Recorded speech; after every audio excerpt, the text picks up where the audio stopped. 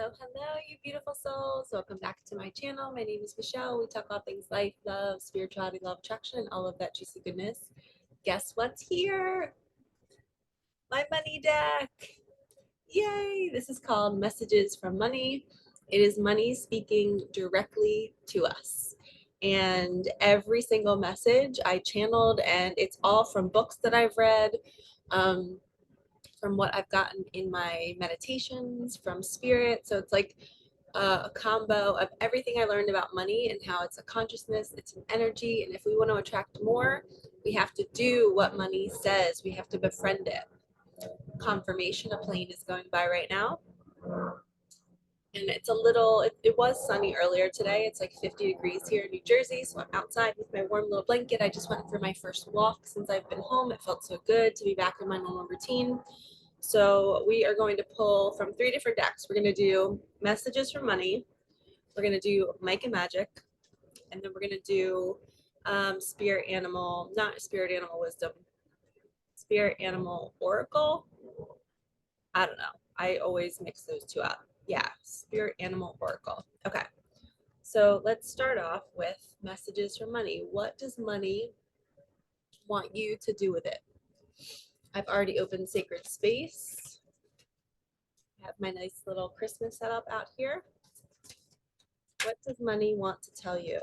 Ooh, I will be arriving in 3 days. So today that I'm filming this, actually it's 3 days from when you're watching this. Okay, so we're not going to go by when I'm filming this. We're going to go 3 days from when you are watching this. Money is going to arrive. Okay. So if you feel a nudge to play the lottery, if you feel a nudge to gift somebody some money, this might be you unconsciously starting that first wave of abundance. Normally we have to give before we can get.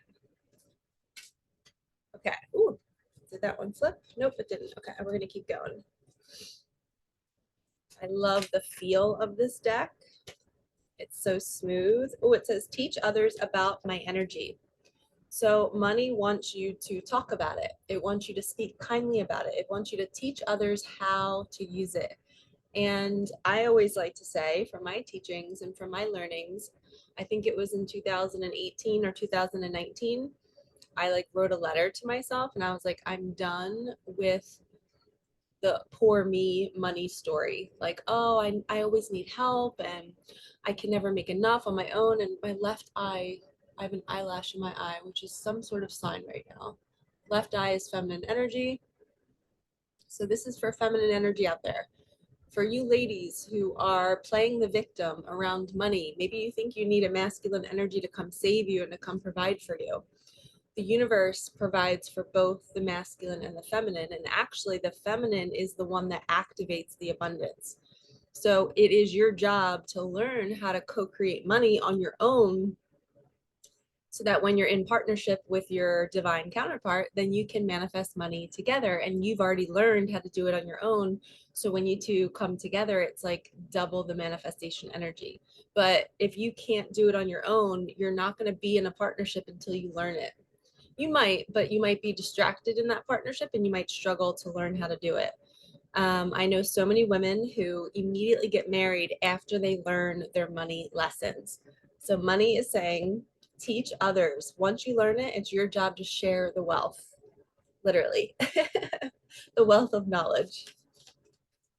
I know for me, it took me years. Like I was saying, back in 2018, I remember sitting at my kitchen table at my old apartment that looked just like my new one.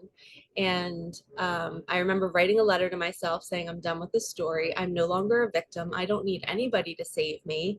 I am going to learn how abundance works. And my obsession started. And I started reading all kinds of books. I started reading about the universe and how money and what money really is and how it's not bad to want it. I always used to felt like I was greedy for wanting it, and it's not the case. It's literally like a resource. It's like water. We need it. So you want to be able to break through those limiting beliefs and say, I am worthy of this. I deserve money, and I'm not going to feel bad when I attract it because I did the work to attract it. So if other people are saying, oh, you're so lucky, you always get money so easily, well, guess what? I just spent the last 5 years diving into books, learning about it. So same for you. You have to learn how it all works. And that's why I created this deck, because there's so many little mini lessons that I'm going to teach all of you through each card. So when we teach others about it, we are understanding that it's an energy and it's like a wave. It's always coming, and we have to give it permission to come to our house. We have to open our door. We have to clear our entryway and say, I am worthy of having money. I'm not going to push it away. And as I just said that, and I looked down, it says, it's okay to want more of me. Money's talking right back to us. And then another message, be mindful of who you give me to. This was a big one. So I believe a lot of people don't win the lottery or don't come into a big ton of money, a windfall of money, until they weed out the people that are really worthy of receiving the gift. So most people are like, oh my gosh, when I win the lottery, I'm going to give it to so-and-so. I'm going to share it here. And then like 2 years later, you're no longer talking to those people because you realize that they weren't down for you. They weren't solid connections. So sometimes the universe pulls back and it doesn't give you what you think you are going to get at a certain time because you're going to be giving it to the wrong people. So that's where this card came from. Be mindful of who you're sharing it with. Don't give your money to people who are technically your abusers, people that are not valuing you. They're not thanking you for your time. They're not asking you how you're doing. Why would you also give your money to somebody who has a terrible money story and you know that they're going to sabotage it and just lose it, right? So not saying that people don't deserve gifts or deserve help, because that could be the bridge that helps them get out of that money story, because maybe they could feel more abundant having it, and then it bridges this urge to want to learn more about it. But there's so many times where I've been planning to win the lottery since 2015. I had it on a vision board back then, and it's the same number that I'm wanting, and I know it's going to happen for me. And I've had lists every single year that change of who I'm going to share it with. And every year my list gets smaller because I'm really going to be smart with it. I'm really going to look at, who's really going to do something good with that money and who's going to appreciate the gift. Okay. Let's get 3 more. Money, what else do you want to tell us? I will always show up for you. Okay, and this one's sticking out, so I'm going to grab this one. Feng Shui is a great way to receive more of me.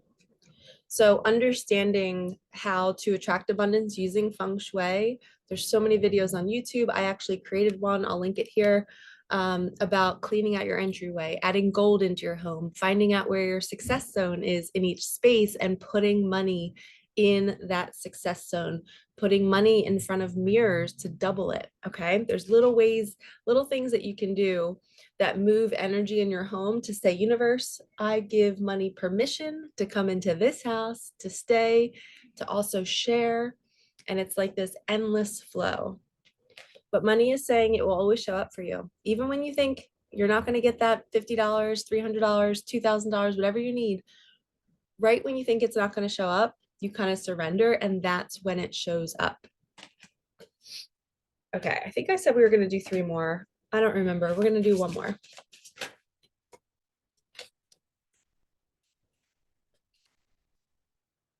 Hopefully nobody comes in the backyard. I like to be private up here. Yes. I love when they hop out. Please don't stop looking at me. This is for the people who don't want to look at your bank account right now. When you make a plan to save money, when you're literally sitting at your computer, looking at your phone, you're like, I'm going to look at my bank account and I'm going to pretend like I have plenty. I'm going to be grateful for what I do have. Say you have $1,000, say you have $200, say you have $50,000. You're going to look at that number and acknowledge what you do have and say, how did I get this? How did I have this money? Let me thank that job. Let me thank that person that gifted me the money. Don't stop looking at it. When you stop looking at money, you're basically telling it that you don't want a relationship with it. Think about a partner. If you stop making eye contact with your partner, what are you telling your partner? You're telling them that you don't want to spend time with them, that you're not into them in that moment. There's no connection. Money is the same thing. It's a relationship. We have to build a bond with it. And when we welcome it and we look at it often and we we say, we give it permission and we're like, hey, come over, let's do dinner, let's go shopping. You literally date your money. When you do that, you're not scared of it. And this is the key. This is what I learned from one of my other YouTube friends. Her name's Hedley Dorenzi. She wrote a book called I Am Money, and it is amazing. And she taught me that we have to like be okay with debt and lack, and we have to be okay with abundance. So then there's two sides to the coin, right? One is lack, one is abundance. We have to like say, I am lack, I am abundance, and then find a neutral spot. And then once we're neutral, then we can say, I choose abundance. I no longer want to choose lack, but we're not fearing lack because we've already experienced it. And we're like, okay, I don't need to fear it anymore. I am now just going to choose this side of the coin. But you first have to get neutral before you can do that. And affirmations help. I am lack, I'm abundance. I am lack, I'm abundance. Now I want to choose abundance. And it starts to like, as you say it, the lack part doesn't sit so heavy because you're just like, oh, they're just words. It's not really my reality. What is my reality is my current money situation, and I have to change internally to create more of it. So, how do we internally change our beliefs, even though our reality is showing us no money? So, we have to go within. I am abundant. I choose abundance. Money comes to me easily. I'm gonna energetically change my house. I know it always shows up for me. It's arriving in 3 days. I'm gonna be mindful of who I give it to. I'm gonna respect the money. Gosh, I kind of feel like I just want to keep going. Should we keep going? Let's keep going. I want to keep talking about money. Oh, I can hear my little neighbor, Amelia. She's almost 2 years old. She's so cute. Oh, it says journal about me. Okay, next lesson. So when you are speaking about money and when you're writing about money, you want to write about it like it's here. So you're writing money a letter saying, I love you so much. Thank you for jumping into my life in such large amounts, so easily and effortlessly. And when you really start to feel that energy and like it's here and you're literally like thanking it, like imagine if you guys just won the lottery right now. I hope you would sit down and be so grateful and thank the universe and money for showing up for you. And thanking yourself for doing the work because you did something, you dropped a pebble in a pond months ago, years ago, that had a ripple effect that then pulled that money to you. Anytime you're coming into money, you have dropped a pebble in the pond and you did something. You made a change in your life, in your reality. You changed your habits, you changed the people you were hanging out with, and you expanded yourself to receive more. There's this little analogy that I like to use. Not maybe it's not an analogy, but just an example. But if you can think about yourself in a box, right? So if you have financial debt right now, if maybe you just don't have a ton of money and your box is like this big, right? Because that's how much money you have. Well, you can't welcome in the lottery in that small box. So how do we change the size of the box that we're living in to make space for the new money to come in? And that's why I always talk about changing your habits, changing your patterns. We have to be different. So when we create space, we actually like feel spacious. So I like to take drives out in nature where there's no houses and it's quiet. It makes me feel expansive. It makes me feel like there's nobody around and it's just me and I can grow and I can just be myself and be my fullest expression dancing in my Jeep. And when we feel that energy, that changes the box that we're in. I then come home feeling like $1,000,000. Nothing bothers me, nothing, no neighbor, no noise, no, like I am just in the zone because I just gave myself an experience of expansion. So, how can you grow the size of the bubble or box that you're living in? And I like to draw it. I actually like when I created this card, I drew a box and I drew a bunch of dollar signs in it and I drew my little stick figure me in there. And then I drew a bigger box around it. And then I drew more dollar signs and then a bigger one. And I just kept expanding, expanding, expanding. And then I took that piece of paper and I stuffed it underneath my pillow. And the next day, I got a whole bunch of clients who emailed me asking for sessions, looking for a mentorship. My mom gave me $1,000 for my birthday, which was like a 2-month late birthday gift. So that was kind of random too, but it was after I did this little journal session of me expanding my box. Because I know that I'm still working on my money game. I still have small, like little limitations. Like I've manifested $150,000. I've manifested $50,000, $25,000. So I'm looking to go bigger. Obviously, we all are. So I'm trying to figure out where my blockages are. And I wanted to create a deck to help me and to help all of you. So when we journal about that box, we have to see and put ourselves in a bigger bubble or box. So you really have to feel like, who are you in the bigger box with all the money? Like, what are you doing? Where are you going? Who are you talking to? Are you being reserved with your money? Are you like not telling a lot of people that you won the lottery or that you just came into a bunch of money? That's how I've shifted. Like if that happens to me, nobody's going to know. You're just going to see me going on a bunch of trips and I'm going to be posting about it, but I'm not going to share it because I don't want people knowing my business. Because when people know your business, they can think thoughts about you at night, during the daytime. And as energetic beings, guess what? We feel all of those thoughts. So I'm always very minimal about, I share a lot of my life with you guys, but there's still parts of it that I don't share. And I suggest the same for you. Don't be so open and so quick to share good news with people. I'm also going to create a video about soul refinement, all the ways that we can grow our soul and refine ourselves. If you guys could see me 6 years ago and the type of woman that I was, type of girl, I was more like an immature girl. I was impulsive. I was a big texter. Like I would text long paragraphs to people. I would triple, quadruple text people. I was impatient. I would get so hurt if somebody didn't text me back. So communication was such a weakness for me. My worth was lying in the communication, not lying, but like lying down. um, there was just like in conversations, I always felt like I needed to make sure that people, I just overextended myself to be accepted. And now I am so different. I pull back, I'm patient. I don't respond to texts until my energy is right and ready. If I hop on a session with somebody and the time goes over the limit, and the client is not saying anything and an hour, like, and it's I'm allowing it to go over, but if that person is not honoring the fact that I gave them extra time, I'm very alert and aware of that. Next time I might not book a session with them, because I'm seeing that they're not honoring me and my time. So my boundaries, it's the soul refinement are all about boundaries and just becoming a better person where you love yourself more.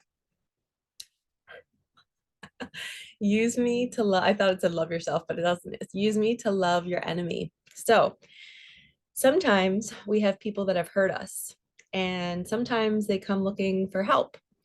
And I believe that we can still, like, even though we got to be mindful of who you share your money with, sometimes we can still give a little to the people that have hurt us. We should, because we're taking the higher perspective and we're saying, okay, like I'm still going to love them because I see the wounding, I see the pattern, I see why they did what they did. So if somebody's your enemy and there's an opportunity for you to buy them a coffee or to tip them or just to be kind, say you're literally at a restaurant and there's like a girl from high school or from college who was the girl that maybe your boyfriend cheated on you with, right?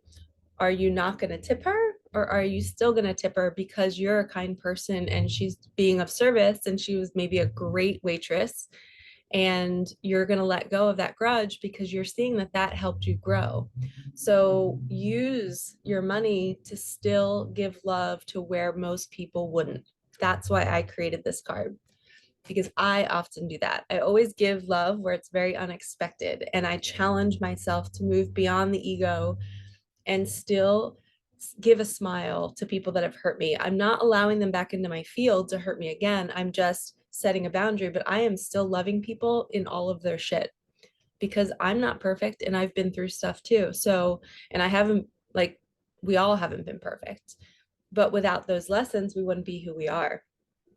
So use your money to maybe spend it on an enemy. Okay, last two for this deck. Your home has a wealth zone. Put me there. This is as far as this is feng shui. So figuring out if you download the app, I have another video, I'll link it below, where I talk about Marie Diamond. She has an app where you can enter your birth date and your gender, and you can figure out in every room of your house, you hold your phone and there's a compass on the app and it points to your success zone, your wealth zone. So your wealth zone, I like to call it the success zone.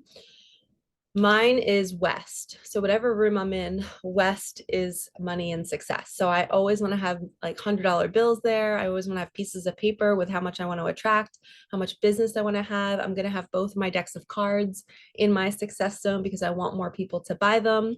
And I want this to enhance. I want money to grow. So you're being guided to find out where your wealth zone is in your house and start filling it like a 3D vision board with all the things you want to attract, all the money, the lottery. Maybe you can put the word jackpot. Maybe you can take a picture of yourself holding a fake check.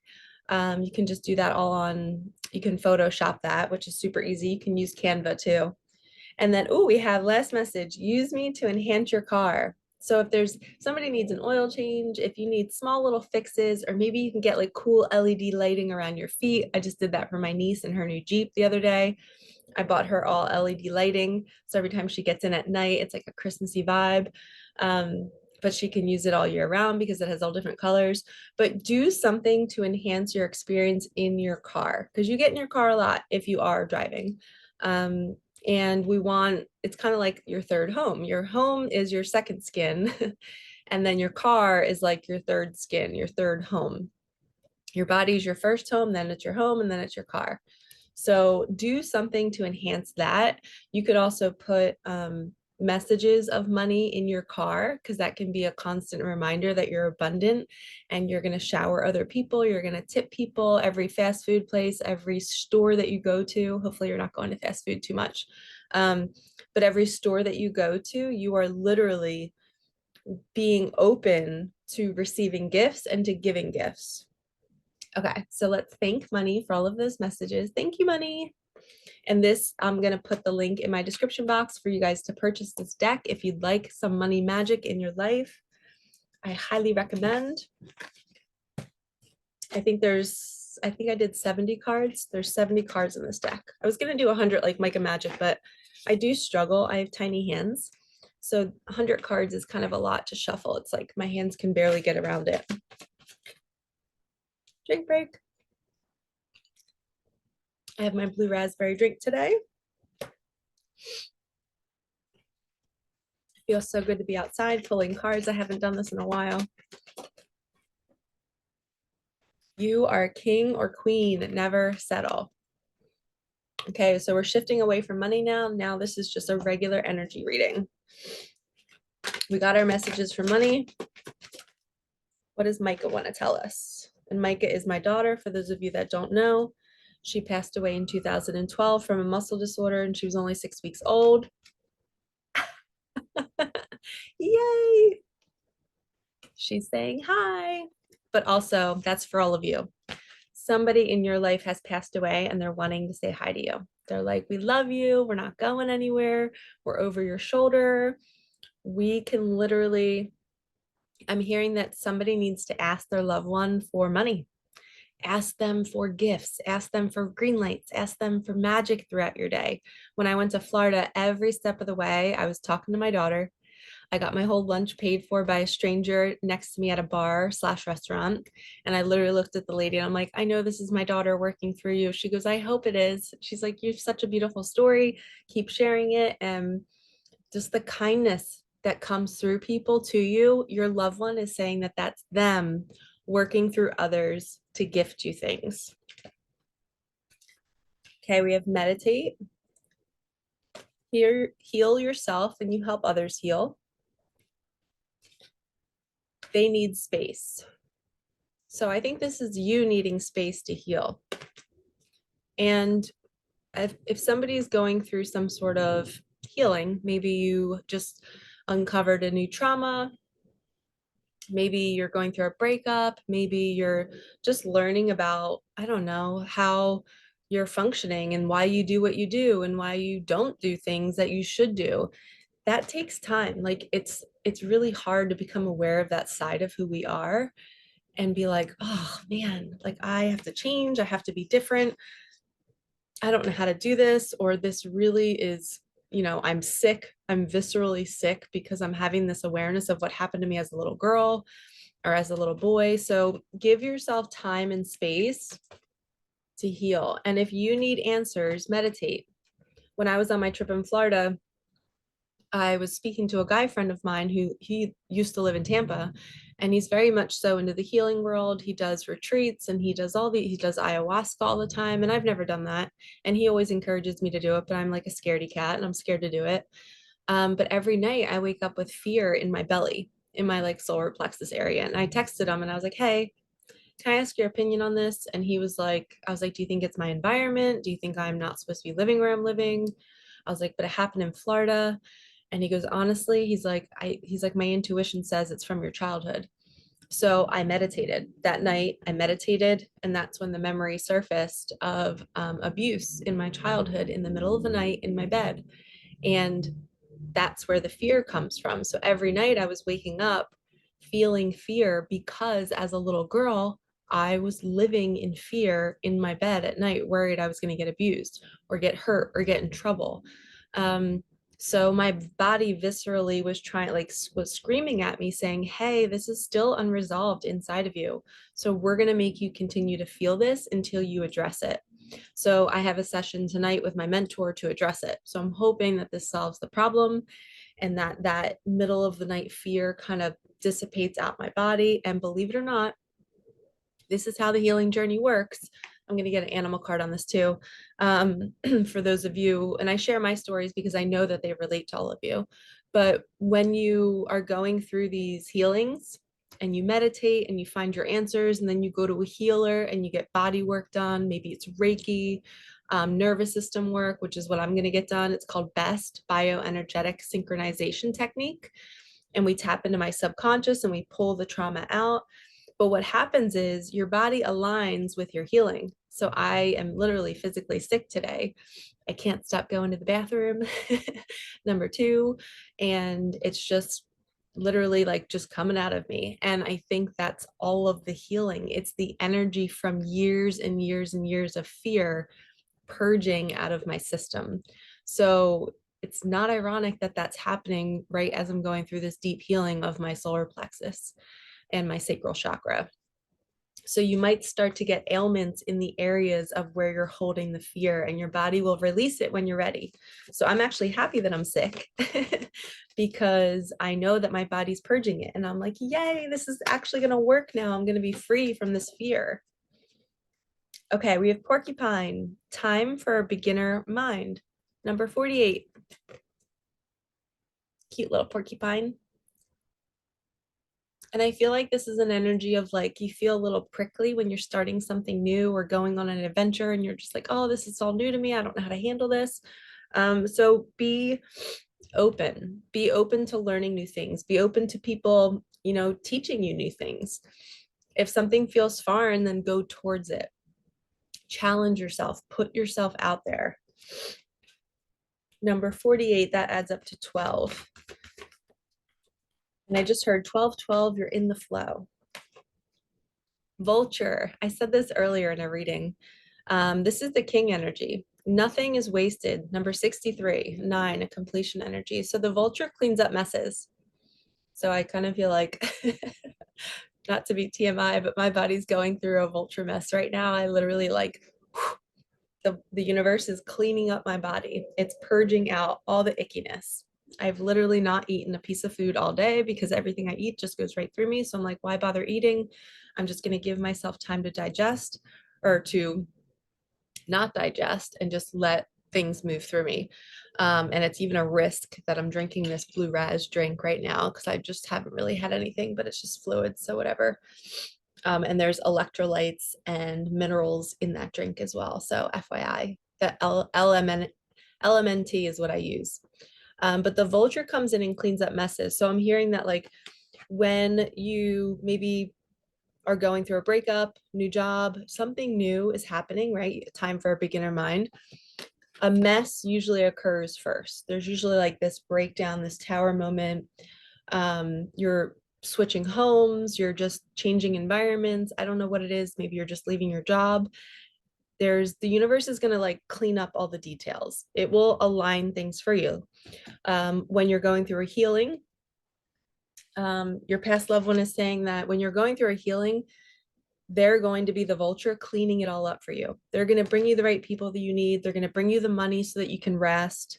One of my clients just manifested $150,000 and now she can just relax. She's had panic attacks and anxiety for years. And now she's like, I finally have money and I can just finally give my nervous system time to just sleep every day and just recover. So the universe came in and cleaned up the mess. It brought her the funds to be able to heal. And you can all do that too. She just followed all of my advice in my videos. She did her own research. She educated herself. She was the porcupine. She had a beginner's mind, but she did the work to learn how to manifest the money. And I was just going to say, and you can too. Okay, overcome any obstacle. We have the rhino spirit, number 50. And then we have the antelope. Life is speeding up, number 2. 222. So we have antelope and rhino. And these are like similar colors. Look how beautiful the rhino is though. So obstacles, and I see the flowers for the rhino because it's kind of like you think it's an obstacle, but it's actually really beautiful. And that kind of describes my Tampa trip. I went through a deep, deep healing, had some memories of sexual abuse as a little girl.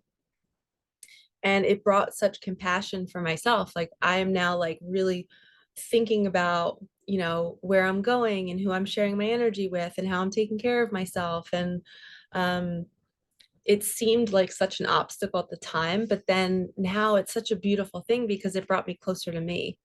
And that's how I feel about myself now. And I'm hoping that all of you start to feel that way too. Like this whole soul refinement, the whole purpose of life is to experience joy and taste yummy things and feel love and laugh and play in these bodies. And also to grow and to know that like we're meant to have challenges and we're meant to heal and fall more in love with ourselves. The more we fall in love with ourselves, the more we can give love. And then we can live a really fulfilling life knowing that, okay, I'm being a good person. I've refined my soul. I know what not to do now. I know what patterns to stop. I know to set boundaries. That soul refinement video, I think is going to be really good. It's kind of like a life coaching video. I'm just going to like teach everything that I've learned and how I've evolved into the person that I am today. Because sometimes I forget all the good that I do and I don't always see it, and then I hear somebody else talking about it in a video. I'm like, oh, I do that too. I'm like, yay. And it's like I cheer myself on being like, I'm a really good person and I'm not even realizing it. I'm not realizing that other people aren't doing what I'm doing. So I need to start sharing that because that's going to change all of your lives. Because the more you become a good person, the more people you impact, which is so fulfilling. The more you feel good, because you guys know that your energy body, if you are not being honest, if you are hiding things, if you're treating yourself poorly, if you're treating other people poorly, if you're thinking negative thoughts, you're going to be viscerally sick all the time. Whether it's an ankle pain, a knee pain, a headache, sinus infection, back pain, it's going to be consistent. So when you're feeling good and when you're a good person, you really don't have any ailments unless like a big healing moment comes up and then all of a sudden you're doing a deep purge. Like right before I went on my trip, I had ankle pain and it was like preparation. Ankles represent your stability in life, your safety, your security. And here I am going on a trip about to overcome a fear of being on my own. And I had new revelations too about that. I don't know if any of you guys saw my video already. I just posted it. I don't know when this is going to air, but I posted it. It's my most recent video. I think I'm in like a tan sweater. It was like the magic of the universe. I had new revelations that I knew when my mom was pregnant with me, she didn't want a fourth child. And then she really wanted a boy. So in the womb, I was rejected. And subconsciously, my soul or not my soul, maybe my soul, I don't know. I am subconsciously feeling rejection before I'm entering Earth. And even just me saying that right now, like I want to cry That's how unconscious, I don't even know how it's affecting me, but it does. So here I am, this little baby that as soon as we're born into the world, it's painful. We're taking our first breath and we're coughing and we're crying and we just want to be held. And I know that these people don't want me. So as a soul now, I'm living in a life, in a body, in a family where I don't feel wanted, regardless of what they're saying and doing. In utero, I knew that I was not wanted. So now I'm living life feeling so unsafe because these people's hands, they're not safe. If I know that they don't want me, do you think I really want to be held by them? Then who's going to hold me? Where am I going to go? So as an adult now, I'm realizing that, oh my gosh, I've made so many decisions in my life from fear because I wasn't nurtured at that age. I wasn't like, maybe I was held, but it was like a facade. So then I had to create a facade, like a mask, and kind of become who I needed to become. It's almost like I'm a narcissist. I then created a personality of a narcissist to be loved. I would manipulate people to be loved. I would manipulate situations so that people would accept me because I was desperate to be not rejected.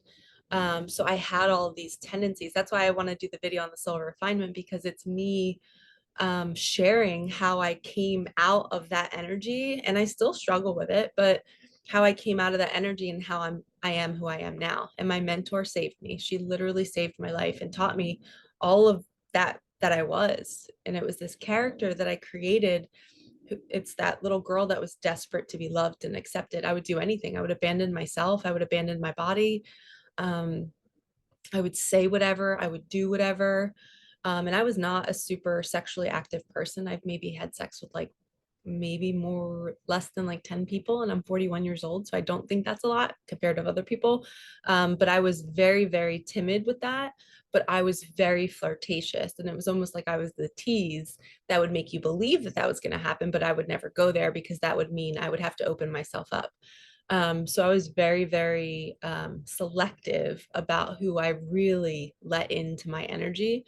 But I was not selective about who I was flirting with and who I was texting and what kind of energy I was putting out there. So hopefully that's not too much information, but that's what happens when, if any of you guys were rejected since birth, you are now walking through life not feeling safe anywhere because you don't trust anybody. You don't trust that there's this safe human that's going to hold you and protect you and make you feel just so loved and nurtured. It's like you didn't get it, so you don't even know what it feels like. So you're navigating life not even knowing what that feels like. So when it does show up, you might run the other way because it feels foreign. Okay, so that's something that I'm dealing with too. So cheers to us. But I know everybody has their own struggles. There's, we hear stories about babies being left on doorsteps. That's all that same rejection. So we have to be very, very considerate of people who we're calling narcissists, because they do come from a story and they do behave the way they do for reasons, but they could do the work to heal, but some people might not. Okay, we have lay a solid foundation, beaver spirit, number 6. Number 6 is the lover's number.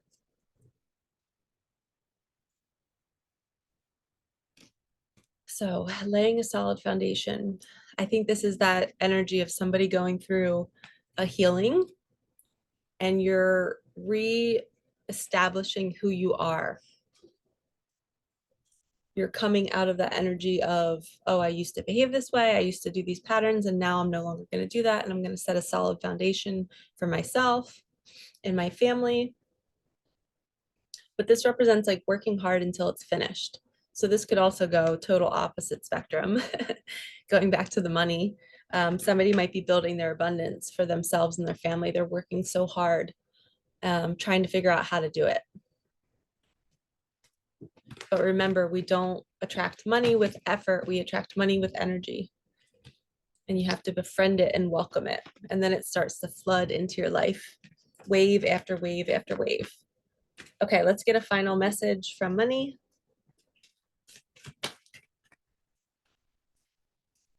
Okay, this one popped out.